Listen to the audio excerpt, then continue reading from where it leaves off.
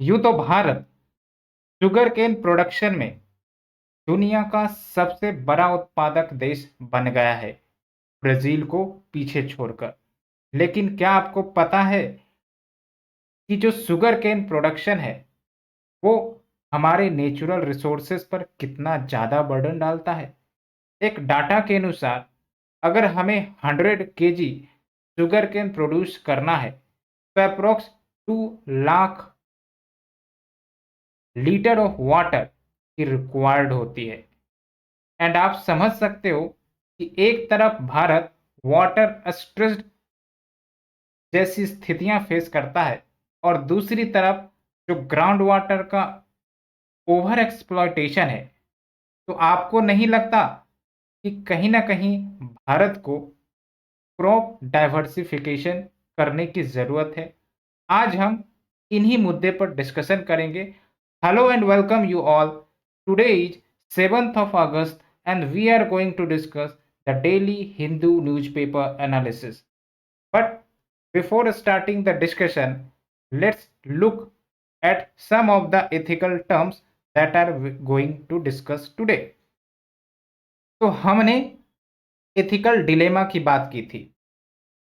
तो अगर कोई व्यक्ति एथिकल डिलेमा फेस करता है तो उसको सॉल्व करने के लिए जनरली हम दो अप्रोच का इस्तेमाल करते हैं।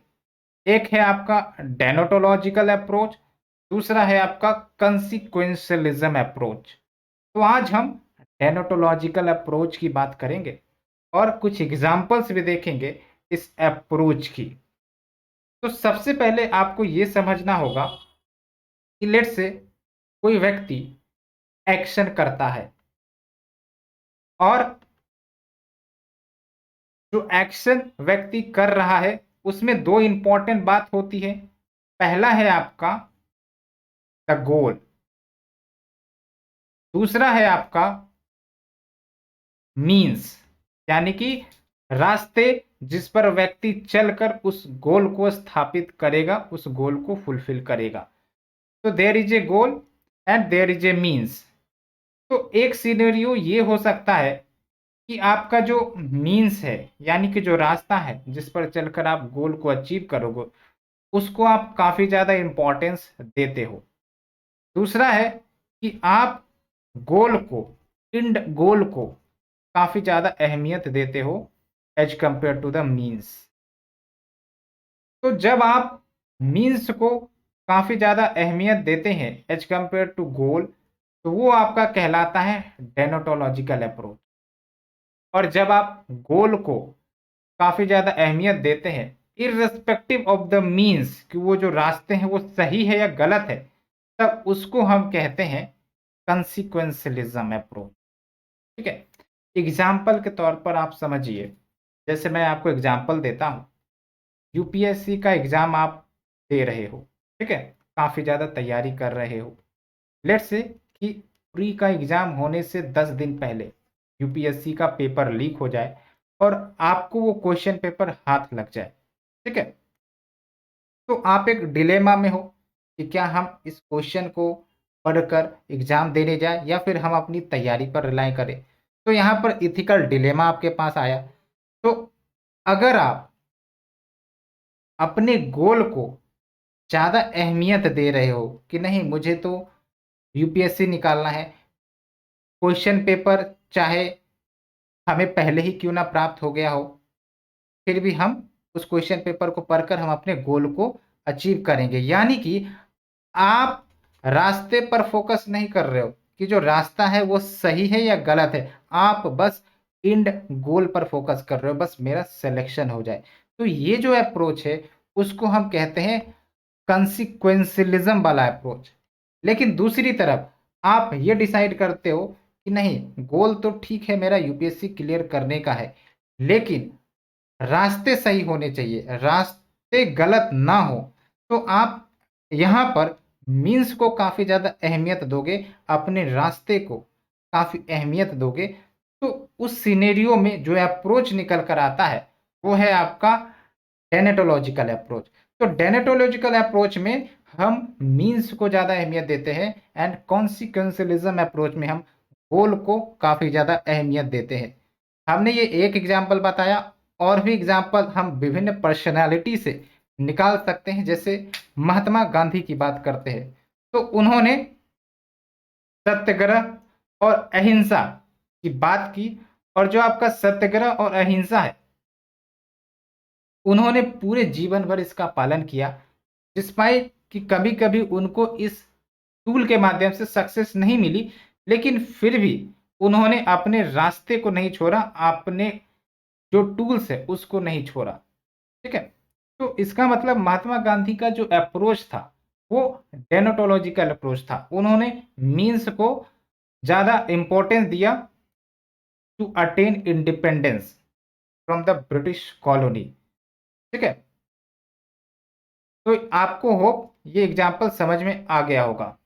एक और एग्जाम्पल कहा जाता है कि जैसे हम इकोनॉमिक डेवलपमेंट की बात करते हैं, इकोनॉमिक डेवलपमेंट में व्यक्ति के वेलफेयर की बात करते हैं, लेकिन अगर इकोनॉमिक डेवलपमेंट इन्वायरमेंटल कोस्ट पर आता है, तो इसका मतलब हम जो है डेनोटोलॉजिकल अप्रोच को फॉलो नहीं कर रहे। लेकिन अगर हम इकोनॉमिक ग्रोथ हासिल करना चाहते हैं, इकोनॉमिक डेवलपमेंट हासिल करना चाहते हैं बाय इंश्योरिंग कि इन्वायरमेंट को हार्म ना पहुंचे, जो बायोडाइवर्सिटी है उसको हार्म ना पहुंचे, तो वो आपका डेनोटोलॉजिकल अप्रोच होगा। क्योंकि आप जो रास्ते पकड़ कर जा रहे हो फॉर द इकोनॉमिक डेवलपमेंट, वो आपका सस्टेनेबल है और वो आपका इन्वायरमेंट फ्रेंडली है, तो ये आपका डेनोटोलॉजिकल अप्रोच कहलाएगा।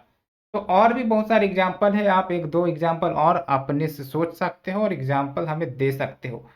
तो यहाँ पर हमने डेनोटोलॉजिकल अप्रोच की बात की, और यहाँ पर आपका डेफिनेशन दिया गया है, आराम से पढ़ सकते हैं आप, एंड एग्जाम्पल ढूंढ सकते हैं। जितना ज़्यादा आप एग्जाम्पल ढूंढोगे, उतना ज़्यादा आपको केस स्टडी सॉल्व करने में मदद मिलेगी। तो आज हम दो इंपॉर्टेंट आर्टिकल पर डिस्कशन करेंगे। पहला आर्टिकल जो ऑलरेडी हमने आपको बताया, कंटेक्स्ट दिया ऊपर, वो है आपका शुगर केन से रिलेटेड, और यहाँ पर हम जानेंगे कि जो ओवर प्रोडक्शन हुआ है शुगर केन का, उसके क्या कारण है, और फिर वो कैसे ग्राउंड वाटर को as well as other natural resources को अफेक्ट करती हैं, और उसका क्या समाधान निकाला जाए। दूसरा आर्टिकल आपका separation of power between executive and judiciary से रिलेटेड है। तो यहाँ पर हम जानेंगे कि किस प्रकार से एग्जीक्यूटिव नए नए तरीके का इस्तेमाल करती है ताकि वो सेपरेशन ऑफ पावर का जो गैप है उसको कम करे, और फिर वो इंटरफेयर करने का प्रयास करती है जुडिशरी के डोमेन में। तो हम इन दोनों आर्टिकल पर चर्चा करेंगे, and both these article is very much relevant for the examination point of view.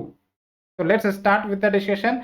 First article आपका जीएस पेपर 3 के अंतर्गत आएगा, एंड उससे पहले हम थोड़ा सा डिटेल अंडरस्टैंड करते हैं शुगर केन से रिलेटेड कि भारत में इसका क्या स्टेटस है। तो पहली बात तो ये कि 2021-22 में भारत वर्ल्ड का टॉप शुगर केन प्रोड्यूसर देश बन गया बाय सरपैसिंग ब्राजील। तो ये जो ओवर कल्टीवेशन शुगर का हमें देखने को मिल रहा है, उसके कारण क्या हमें इम्पैक्ट मिलता है। तो एक तो शुगर सरप्लस कंट्री, एंड दूसरा बिकॉज ऑफ एक्सेसिव प्रोडक्शन हम शुगर केन को एक्सपोर्ट भी काफ़ी ज़्यादा कर रहे हैं। लेकिन इसका अगर इन्वायरमेंटल कंसिक्वेंसेस की बात करें, तो ग्राउंड वाटर को काफ़ी हैविली एंड निगेटिवली इफेक्ट कर रहा है, और इस क्रॉप में ग्राउंड वाटर की इतनी ज़्यादा रिक्वायरमेंट होती है कि मान के चलो कि इससे भविष्य में एग्रीकल्चरल कोलैप्स जैसी सिचुएशन आ सकती है, because already we are water distressed country. And आप देखते हो जिस प्रकार से मॉनसून की इश्यू चलती है, एंड बाकी जो पीरियड होता है यानी कि नॉन मानसूनल पीरियड, वहां पर तो हमें रेन से कभी वाटर मिलता नहीं है। तो आने वाले समय में वाटर क्राइसिस की सिचुएशन बढ़ सकती है, और अगर हम इस प्रकार के वाटर इंटेंसिव क्रॉप्स पर ज़्यादा फोकस करेंगे, तो फिर हमारे फ्यूचर एग्रीकल्चरल सस्टेनेबिलिटी पर खतरा भी आ सकता है। तो थोड़ा सा हम शुगर कैन के बैकग्राउंड की बात करते हैं। तो जो टेम्परेचर है शुगर कैन प्रोडक्शन के लिए वो आपका 21 टू 27 डिग्री सेल्सियस के बीच है। हॉट एंड ह्यूमिड क्लाइमेट की जरूरत होती है, यानी कि रेनफॉल अच्छा खासा रिक्वायर्ड होता है। अगर रेनफॉल नहीं है तो फिर आपको इरिगेशन के माध्यम से क्रॉप को पानी देना पड़ेगा।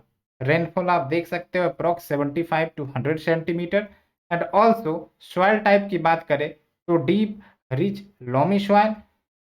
एंड फिर अगर कुछ फैक्चुअल डाटा की बात करें तो top sugar cane producing state में पहला नंबर आपका उत्तर प्रदेश है, दूसरा महाराष्ट्र है, तीसरा कर्नाटका है। एंड ये जो आपका उत्तर प्रदेश और महाराष्ट्र है वो बेसिकली आपस में पोजीशन चेंज करते रहते हैं कभी कभी। तो जब आप एग्जाम देने जाओगे तो मेक श्योर कि आप इस डाटा को जरूर वेरीफाई कर लेना है आपने, ठीक है। तो ये हमने देखा। तो why there is excess sugar production.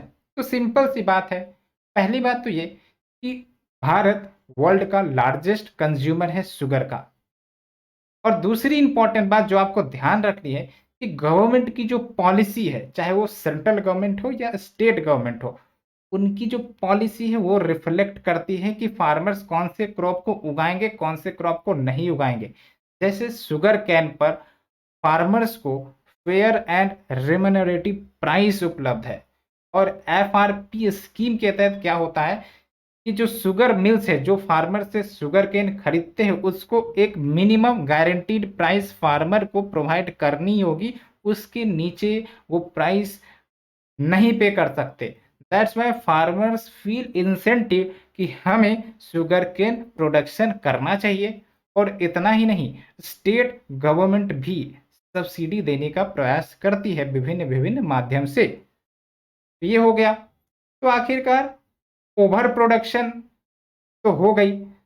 तो क्या कुछ एफर्ट लिए गए हैं to address the over production? Because हमारी जो डिमांड है एज ए कंज्यूमर उतनी ज़्यादा है नहीं जितनी ज़्यादा प्रोडक्शन हो रही है।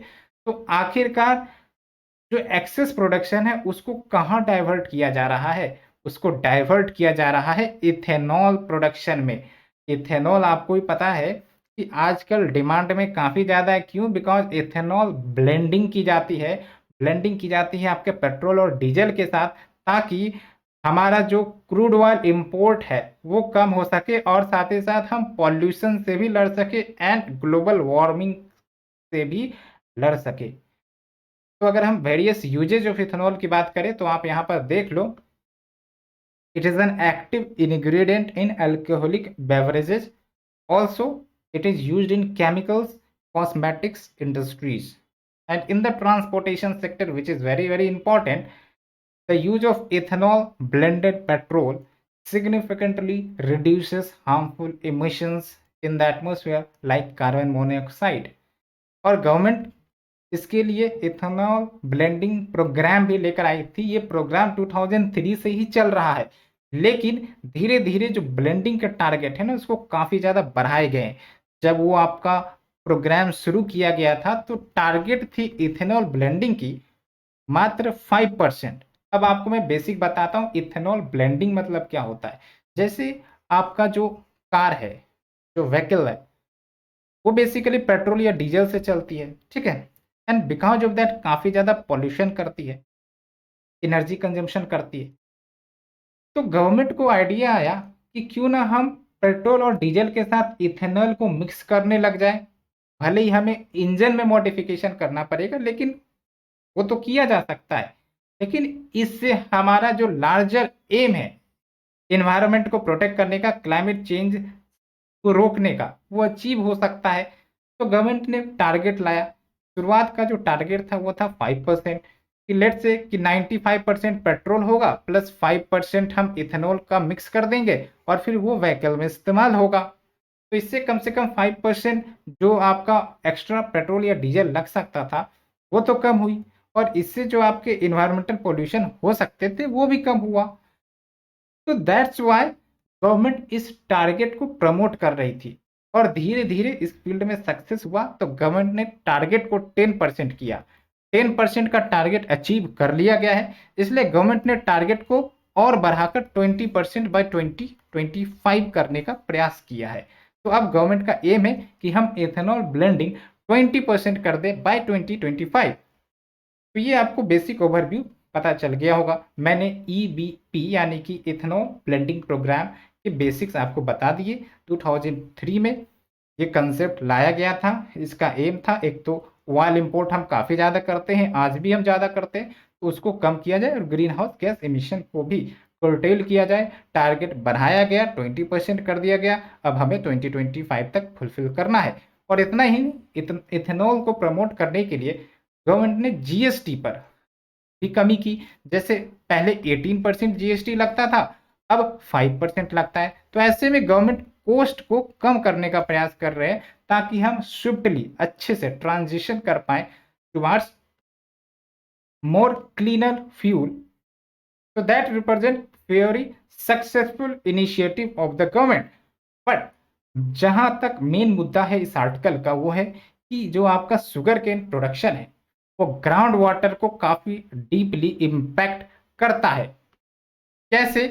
पहली बात तो ये हमने शुरुआत में ही डिस्कस किया, sugar cane water intensive crop है तो ये खरीफ क्रॉप ही, लेकिन काफी ज्यादा वाटर की रिक्वायरमेंट होती है। इवन आप कभी देखे होंगे तो जो शुगर केन का फील्ड होता है वो पानी से पूरा भरा पड़ा होता है, क्योंकि water is very much required. और मैंने जो शुरुआत में डाटा दिया आपको, वो डाटा इस बात की भी पुष्टि करता है। आप यहाँ पर देखिए, 100 kg of sugar needs 2 lakh litre of ground water for irrigation. आप समझ सकते हो कि कितना ज्यादा ग्राउंड वाटर का इस्तेमाल होता है। इनफैक्ट एक एक्स्ट्रा डाटा मैं आपको प्रोवाइड करता हूं कि जो 90% ग्राउंड वाटर एक्सप्लॉयटेशन या एक्सट्रैक्शन होता है, it is basically for the agriculture purpose. So that's why groundwater is getting over exploited, and because of that the level of groundwater is getting shrinking, and also there is a rise in condition of water stressed districts, water stressed states among various states in the country। So that's why इस पर हमें ध्यान देने की जरूरत है, इसका कुछ सॉल्यूशन निकालने की जरूरत है। तो क्या कुछ अल्टरनेटिव सॉल्यूशन हमें मिल सकते हैं? तो एक बात तो तय है कि there is a great great great environmental implication of excess sugar production in terms of exploitation of our natural resources, but also there is a financial gain because we export these and we have the huge production that gives us better price। तो क्या हम sugar cane production को बंद कर दें? तो यहाँ पर बंद करने की बात तो बिल्कुल नहीं की जा रही है, लेकिन हाँ, दो इंपॉर्टेंट बात यहाँ पर निकल कर आती है कि हम बेटर एंड मोर सस्टेनेबल वे के माध्यम से शुगर केन प्रोडक्शन को प्रमोट कर सकते हैं, जो कम बर्डन हमारे ग्राउंड वाटर पर डालेगा। क्या अप्रोच रहेगा वो हम देखेंगे। लेकिन दूसरी बात ये है, दूसरा सॉल्यूशन ये है कि हम अल्टरनेटिव्स ढूंढ सकते हैं। अल्टरनेटिव्स यानी कि क्रॉप डाइवर्सिफाई करें। अभी हम शुगर केन प्रोड्यूस करते हैं, हम राइस प्रोड्यूस करते हैं, तो क्यों ना हम मिलेट्स को प्रमोट करें। Millets is not A water intensive और इवन काफी ज्यादा वाटर को प्रिवेंट करेगा एक्सप्लॉइट होने से। तो हम क्रॉप डाइवर्सिफिकेशन की तरफ जा सकते हैं। और जो दूसरा सॉल्यूशन मैंने आपको बताया बेटर एंड मोर सस्टेनेबल, वो है आपका कि हम ड्रिप इरिगेशन को प्रमोट कर सकते हैं। अभी क्या होता है, शुगर केन फील्ड में पूरा पानी फ्लडिंग कर दी जाती है कि जितना वाटर एब्जॉर्ब, जितना ग्राउंड एब्जॉर्ब करे वो करे, लेकिन वो बेनिफिशियल नहीं है और वो हार्मफुल भी हो जाती है और एक्सेसिव वाटर एक्सप्लॉयटेशन होता है। तो हम ड्रिप इरिगेशन की तरफ जा सकते हैं। ड्रिप इरिगेशन में क्या है कि जो आपके क्रॉप्स लगे होते हैं ना, वो जो आपका रूट्स है, पानी वहीं पर पहुंचता है और बूंद बूंद में पहुंचता है, ताकि जो प्लांट है उसको अच्छे से ऑब्जॉर्व करे। नॉट ओनली ऑब्जॉर्व करे बल्कि जितना रिक्वायर्ड है वाटर की उतना ही हम उसे प्रोवाइड करें। ऐसा नहीं कि पूरा डिमांड है 1 लीटर का, हम प्रोवाइड कर रहे हैं उसको 5 लीटर का, तो ये वेस्टेज हुआ वाटर का। और ऑल्सो इन्वायरमेंटल लेवल पर देखें तो एक्सप्लॉयटेशन, ओवर एक्सप्लॉयटेशन हुआ ग्राउंड वाटर का। तो अगर हमें क्रॉप डाइवर्सिफिकेशन करना है तो क्या किया जाना चाहिए? तो जो हम सब्सिडी प्रोवाइड करते हैं शुगर केन के लिए या फिर अदर 22 क्रॉप्स, उसके अलावा भी हम एमएसपी प्रोवाइड कर सकते हैं, fair and comprehensive subsidy scheme ला सकते हैं for different variety of crop. इसमें आपका मिलेट्स हो सकता है एंड अदर क्रॉप्स भी हो सकते हैं। तो इससे आपका डाइवर्सिफिकेशन तेजी से बढ़ेगा, क्योंकि फार्मर्स को तो ये चाहिए कि हमें इनकम मिले। अब जिसकी डिमांड ही नहीं तो फार्मर उसे क्यों ग्रो करेगा? जिस पर एमएसपी की सिक्योरिटी नहीं, उस पर फार्मर्स क्यों ग्रो करने जाएगा? वो रिस्क क्यों लेगा? Already there is a risk in the agricultural sector. That's why government को सब्सिडी देनी है, या फिर यूं कहो कि आपका एमएसपी फॉर वेरियस क्रॉप्स भी लाने की जरूरत है, ताकि हम मोनोकल्चर्स की तरफ ना जा सके, हम मल्टी एग्रीकल्चर की तरफ शिफ्ट हो, जहां पर हम डाइवर्सिफाई कर सके। And also we should have less resource intensive crops, जो नेचुरल रिसोर्सेज के लोड को कम करेगा। ओके, और मैंने ड्रिप इरिगेशन की बात ऑलरेडी कर दी है, तो यहाँ पर आप देख सकते हो। एंड इसके लिए वेरियस स्टेट को मैंडेटरी करना पड़ेगा कि आप जो है ड्रिप इरिगेशन अपनाइए, एज वेल एज उसके लिए जो कोस्ट आते हैं उस कोस्ट पर गवर्नमेंट को सब्सिडी भी देनी चाहिए, including the state government. As well as एक और आइडिया निकल कर आता है कि जो आपका रेन वाटर है, मॉनसून का पीरियड में लगभग 4 से 5 महीने के पीरियड में हैवी रेनफॉल होती है। आप देख ही रहे हो, currently we have the monsoon period, इतनी ज़्यादा बारिश होती है तो उसको हम हार्वेस्ट कर सकते हैं। लेकिन majority of the water that comes via rain is not getting harvested, वो ऐसे ही वेस्ट होकर नदियों में बह जाती हैं और नदियों के माध्यम से वो समुद्र में चली जाती हैं, तो हम उसको यूटिलाइज नहीं कर पाते। तो बाकी जो रिमेनिंग मंथ्स है वो वाटर स्ट्रेसफुल कंडीशन में बीतता है, क्योंकि वाटर की अवेलेबिलिटी रेनफॉल के माध्यम से उन पीरियड में होती ही नहीं है। तो एक तरीका है, हम रेन वाटर हार्वेस्टिंग कर सकते हैं, वेस्ट वाटर ट्रीटमेंट कर सकते हैं, कैनाल इरिगेशन नेटवर्क बिछा सकते हैं, ताकि हम ग्राउंड वाटर पर burden come they, which is already over burden by the agriculture practices. तो कंक्लूजन में वही है कि एक तो आपको ग्राउंड वाटर रिसर्च पर फोकस करना पड़ेगा, उस पर इन्वेस्टमेंट करना पड़ेगा, ताकि आप क्लियर कट डाटा निकाल सको कि आखिरकार ग्राउंड वाटर की स्थिति कहाँ कैसी है।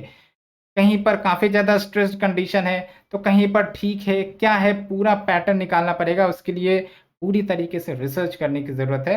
एंड ऑल्सो अगर भारत एग्रीकल्चरल सेक्टर में धीरे धीरे ग्लोबल फ्रंट रनर बन रहा है, तो इट इज ऑल्सो नेसेसरी कि सस्टेनेबिलिटी या सस्टेनेबल प्रैक्टिसेस को वो एक प्रायोरिटी रखे in the agriculture sector, because India lead example अगर देगा एग्रीकल्चर सेक्टर में वर्ल्ड को, तो वो होना चाहिए आपका सस्टेनेबिलिटी के आधार पर, which is very important thing in the coming period. So we have discussed first article in detail. Let's move to the second article that will be covered under the GS paper 2. That is basically conflict between the executive and the judiciary. यहाँ पर आरोप ये लग रहा है कि कहीं ना कहीं जो एग्जीक्यूटिव है वो जुडिशियल डोमेन में इंक्रोच कर रहा है, और यहाँ पर कुछ एग्जाम्पल्स भी आपको देखने को मिलेंगे। कंटेक्स्ट ये है कि अभी पार्लियामेंट से जन विश्वास एक्ट 2022 पास किया गया, और गवर्नमेंट का ये कहना है कि ये जो एक्ट है that will promote ease of doing business. कैसे? तो जो वेरियस लेजिस्लेशंस है, जैसे इन्वायरमेंटल प्रोटेक्शन एक्ट है या फिर आपका फॉरेस्ट एक्ट है, तो यहाँ पर पहले क्रिमिनल प्रोविजंस होते थे, यानी कि अगर आप इनके प्रोविजंस को वायलेट करोगे तो आपको जेल टर्म ऑफर किया जाएगा। लेकिन अब क्या है, ये जो जेल टर्म वाला प्रोविजन है ना, उसको रिप्लेस किया जा रहा है पेनल्टी से, कंपाउंडिंग ऑफेंसेस ट्रीट किया जाएगा। तो समझ रहे हो, ये हुआ आपका डीक्रिमिनलाइजिंग का मतलब। तो एक तरफ ये जो एक्ट है that will replace criminal imprisonment with penalty, but indirectly आप देखो तो जो पेनल्टी जो जुडिशरी के द्वारा ऑफर किया जाना चाहिए, जुडिशरी के द्वारा इम्पोज किया जाना चाहिए, ये जुडिशरी को पावर ना देकर ब्यूरोक्रेसी को पावर दे रही है। जबकि आप समझो कि कोई भी व्यक्ति जो आपका कल्प्रिट है तो उसको सजा कौन देगा? उसको सजा जुडिशरी देगा। एग्जीक्यूटिव का काम रहेगा कि हम जो है सारे जो इन्वेस्टिगेशन सब है वो सब करके हम जुडिशरी के हाथ में सौंप दे और जुडिशरी फेयर तरीके से वो डिसीजन देगा किसको क्या पेनल्टी लगनी है। लेकिन इस एक्ट में कहा जा रहा है कि जो पेनल्टी देने का अधिकार है वो आपका जुडिशरी को ना देकर ब्यूरोक्रेसी को दिया गया है। और एग्जाम्पल के तौर पर आप देख सकते हो कि जन विश्वास एक्ट इन्वायरमेंटल प्रोटेक्शन एक्ट 1986 को अमेंड करता है। Also it amends air pollution act 1981 और इसके तहत जो आपका इम्प्रिजनमेंट वाला प्रोविजन था उसको रिप्लेस कर पेनल्टी से रिप्लेस कर देता है अप टू 15 लाख। एंड ये जो पेनल्टी लगाए जाएंगे ये कौन लगाएगा? ब्यूरोक्रेट लगाएगा, जुडिशरी नहीं लगाएगा। तो एक एग्जांपल ये हुआ। दूसरा एग्जांपल आप देखिए, जो इंडियन फॉरेस्ट एक्ट 1927 है इसमें भी कुछ अमेंड किए गए और इसके तहत जो फॉरेस्ट ऑफिसर्स है उनको पावर है कि वो इंक्वायरी तो कंडक्ट करेंगे ही कि लेट्स से कि कुछ डैमेज किया गया कल्प्रिट के द्वारा, तो क्या डैमेज किया गया, कितना डैमेज किया गया, तो वो तो इंक्वायरी होगा ही। बट ऑल्सो ऑर्डर्स कि जो ऑफेंडर है वो पे करेंगे कंपनसेशन के रूप में। बट यहाँ पर जो आपका जजमेंट आएगा वो भी आपका ब्यूरोक्रेट्स की ही तरफ से आएगा। तो आपको नहीं लगता it goes against the constitutional scheme of separation of power? Because हमारे संविधान में वैसे तो DPSP directive principle of state policy उसमें साफ साफ बोला गया है कि there should be a separation of executive from judiciary. But यहाँ पर आप देखो it is not a separation, it is an like integration of executive into the domain of judiciary. So that's why the article raises concerns, although there is not clear cut mandate कि there is a separation of power as per the constitution, because वो US में तो होता है कि clear cut separation है, सबके domain defined है। लेकिन यहाँ पर कहीं कहीं क्या होता है, रिलैक्सेशन होती है कि कभी कभी जुडिशरी भी एग्जीक्यूटिव डिसीजन प्रोवाइड कर देती है या फिर कभी कभी जो एग्जीक्यूटिव है वो भी आपके जुडिशियल डिसीजन लेने में सामर्थ्यवान हो जाती है। तो आर्टिकल 50 जो कि याद रखना है आपको फॉर द प्रीलिम्स पर्पज, ये आपका सेपरेशन को अचीव करने की, सेपरेशन ऑफ पावर को अचीव करने की बात करता है। लेकिन ये जो सेपरेशन ऑफ पावर है ना, इसकी थोड़ी सी हिस्ट्री में जाए तो इवन आपका जब भारत आजाद हुआ और संविधान बनकर आया तब भी ये सेपरेशन ऑफ पावर अचीव नहीं हो सकी थी। बिकॉज उस समय जो क्रिमिनल मजिस्ट्रेसी थी यानी कि सजा देने का पावर था वो एग्जीक्यूटिव के हाथ में था। लेकिन धीरे धीरे ये चीजें पता चली कि नहीं, एक ही बॉडी के हाथ में सजा देने का पावर एंड अदर पावर्स नहीं होनी चाहिए। दैट्स वाई धीरे धीरे वेरियस स्टेट गवर्नमेंट इसमें रिफॉर्म लाने चले गए।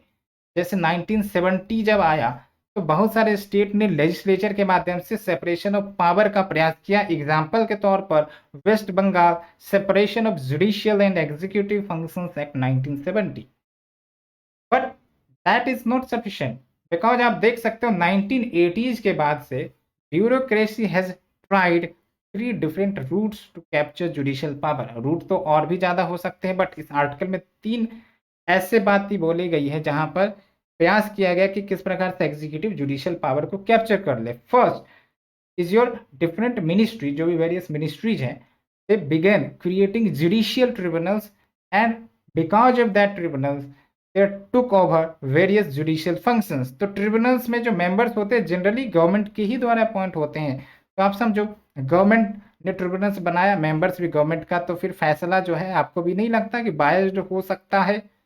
दूसरा आपका वेरियस स्टेटूटरी रेगुलेटर्स क्रिएट किए गए, यानी कि स्टेटूटरी लॉ पास करवाकर बहुत सारे स्टेटूटरी बॉडी क्रिएट किए गए जैसे SEBI security and exchange board of India, also competition commission of India. तो ये जो बोर्ड है ना इनको रेगुलेटरी पावर दी गई। Even they had been given the power to punish the private sector with fines as well। तो यहाँ पर भी आप देखो पनिशमेंट देने का पावर इन्हीं बॉडी के पास आ गई। तीसरा जो है आपका जो यूनियन गवर्नमेंट है उन्होंने रोल ऑफ एडजुकेटरी ऑफिसर्स को भी क्रिएट करना शुरू कर दिया इन नंबर ऑफ लेजिस्लेशन, जैसे आपका prevention of money laundering act 2002 as well as information technology act 2001 as well as food safety and standards act 2006। तो इन सब एक्ट के माध्यम से एडजुकेटरी ऑफिसर जो डिस्प्यूट्स को एडजुकेट करेंगे, सॉर्ट आउट करने का प्रयास करेंगे, and these all are headed by bureaucrats and indirectly we are giving power of attachments for the property or also to impose penalty on businesses। तो आपको चीजें समझ में आई होगी। तो कहा जाता है ये जो जन विश्वास एक्ट है ये भी इसी मॉडल को आगे बढ़ा रहा है, यानी कि एक प्रकार से इंक्रोचमेंट है ओवर जुडिशियरी डोमेन, एंड इसके तहत भी एडजुकेटरी ऑफिसर्स क्रिएट किए जाएंगे। तो क्या संवैधानिक रूप से इसको चैलेंज नहीं किया गया? अगर ऐसी बात है तो चैलेंज किया गया, ठीक है, वेरियस कोर्ट्स में इसे चैलेंज किया गया। लेकिन सबसे इंपॉर्टेंट मुद्दा निकल कर आता है जो एक बार सुप्रीम कोर्ट में कहा था कि ये जो आपका इंटरफेरेंस है जुडिशियल फंक्शन का वो तभी डिसाइड हो पाएगा ना जब जो इंटरफेरेंस है वो साबित हो कि वो जुडिशियल फंक्शन है या नहीं है। तो सुप्रीम कोर्ट का कहना है कि अगर जुडिशियल फंक्शन है तो it must be discharge only by independent judicial authority not under the control of executive. लेकिन मुद्दा निकल कर आता है कि जुडिशियल फंक्शन है या नहीं है वो कैसे डिसाइड होगा? ये जो पेनल्टीज है ये सिविल नेचर का है या क्रिमिनल नेचर का है, ये कैसे डिसाइड होगा? तो वेरियस कोर्ट केसेस हुई लेकिन ये क्लियर कट नहीं निकल पाया कि जो पेनल्टी है वो जुडिशियल फंक्शन है या नहीं है। दैट्स वाई ये अभी आपका काफी ज्यादा डाइसेक्टेड व्यू निकल कर आती है। लेकिन यहाँ पर स्ट्रॉन्ग एविडेंस निकल कर आता है कि जो आपका कोई भी इंक्वायरी होता है conducting fact as well as जो पनिशमेंट को डिसाइड किया जाता है या कंपनसेशन को डिसाइड किया जाता है, अगर देखा जाए तो वो जुडिशियल फंक्शन ही है। And the government can not be a prosecutor and a जज in its own cause. You can write this points in means. काफ़ी गहरे गहरे पॉइंट इसमें बोले गए हैं तो आप अच्छे से लिख सकते हो, ठीक है। तो कंक्लूजन के रूप में वही है कि जो जन विश्वास एक्ट है अलाउज द ब्यूरोक्रेट्स कि वो लॉ को इन्फोर्स भी करे, पहली बात। दूसरी बात इंक्वायरी भी कंडक्ट करे। तीसरी बात वो आपके पेनल्टी भी इम्पोज करे। तो ये एक प्रकार से कॉन्स्टिट्यूशनली नॉट डिजायरेबल है क्योंकि सारा पावर आप देखो एक ही इंस्टीट्यूशन के हाथ में जा रहा है, जुडिशरी का रोल यहाँ नजर ही नहीं आ रहा है। तो कंक्लूजन के रूप में आर्टिकल में ये कहा जाता है कि चूंकि हम रिपब्लिक ऑफ इंडिया है, ठीक है, और हम सेपरेशन ऑफ पावर की बात करते हैं, लेकिन separation of power are getting back sliding because of constant efforts by the bureaucracy of the union executive को जुडिशियल पावर में इनक्रोच करने का प्रयास कर रहे हैं with the aid of elected ministers. तो ये पूरा आज का आर्टिकल था। Hope you understood all this article in detail. We will meet again in the next lecture series. Thank you friends, thank you very much.